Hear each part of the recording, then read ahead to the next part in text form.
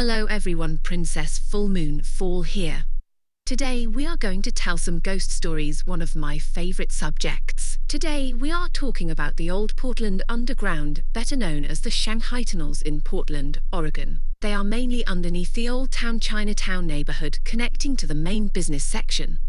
The tunnels connected the basements of hotels and taverns to the Willamette River. They use them to move goods to ships and vice versa without having to deal with traffic. The tunnels also helped drain water out of the basements. In the 1800s or 19th century, newspapers wrote about the tunnels being used for crime, while some historians believe the tunnels could have been used for Shanghaiing. BTW Shanghaiing is where people kidnapped others to be used as sailors. They would get them drunk or drug them so they wouldn't know what was going on. They also used the tunnels to kidnap women for the nightlife. They say that 1,500 to 3,000 people were kidnapped through these tunnels per year. They even say that some of these bars had trapdoors for unsuspecting victims, dropping them into the tunnels below where people would be waiting. In some parts of the tunnel, people, mainly women, were held in cages until they found people to buy them. These tunnels were used to transport alcohol to the bars of Portland. Police started to raid the bars, causing the bar owners to leave the alcohol somewhere in the tunnels. The police finally figured out that the tunnels were being used, so they searched the tunnels. The tunnel goes for miles along with twists and turns, so they couldn't find it. Today they can't really find out how long the tunnels are because some collapse. Although some people are mapping out the underground. Along with all this going on, of course, local gangs operated in the underground. People were murdered or beaten an inch of their life, then left to die in the dark tunnel with no way out. The tunnels were sealed off by the 1950s to help the police battle homelessness and crime under Portland. With all this going on, people say it leaves a mark on the land. The victim never got to leave and are still trapped down there. People have heard moans, crying, whisperings, along with screams. Shadows moving in the tunnel or someone touching them or pulling on their clothes. A man heard a child whistling before was thrown on the ground. As he got to his feet looking around with his light, there was no one there. Nina is one of the ghosts of the Shanghai Tunnels. Nina is mainly around Old Pizza Town. Nina was a young Klickitat Indian woman who was captured and sold into the nightlife. One night she was drugged and taken into a section of the tunnels where she was assaulted. To hide the tunnels and not what they had done, they took her life and then threw her in an abandoned hotel's elevator shaft.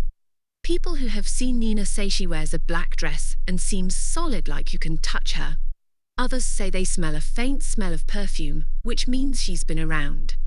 Others say they could hear her voice or felt a presence. The next part we are going to talk about is the White Eagle Hotel, which I refer to as a saloon cause it's cooler. They say that a lot of unexplained things going on around. Doors and windows opened when they were closed or closed when they were opened. Toilet flushing on their own while toilet paper is thrown around the ladies' restroom. I hope the ghost didn't do this during the shortage on toilet paper. When in the basement, coins fall from the ceiling. In the basement when there is no one playing music. People claim they have heard music. Chairs also have seen moving on their own. Others have been grabbed when there is no one around. In one report, a worker of the hotel was pushed and pulled down the stairs leading into the basement. One waitress, as she was setting plates on a table, the plate flew out of her hand. One man said he felt someone was watching him as he went downstairs.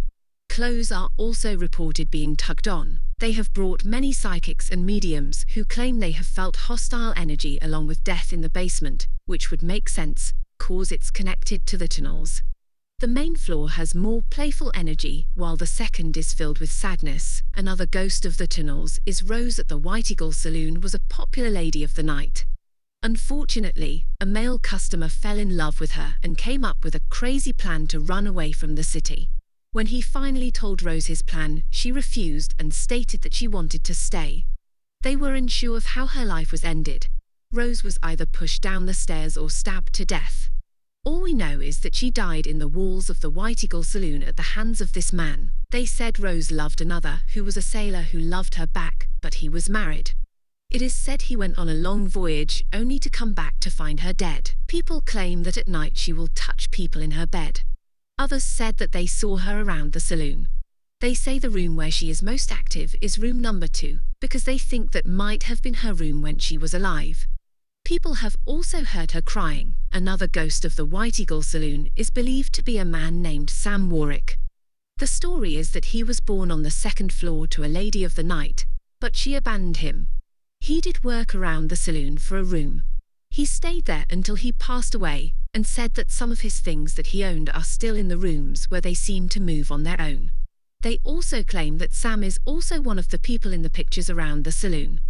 Others say that they feel a small gust of wind as if someone just walked past them. This is all I could really find about the ghost of the tunnels, but I'm sure there is more. Through all my research, I found that you can tour the tunnels, and if you can't just head over there, they also have virtual tours that you can schedule and take, which I mostly likely will be doing with my family soon. Anyway, this is the story for today.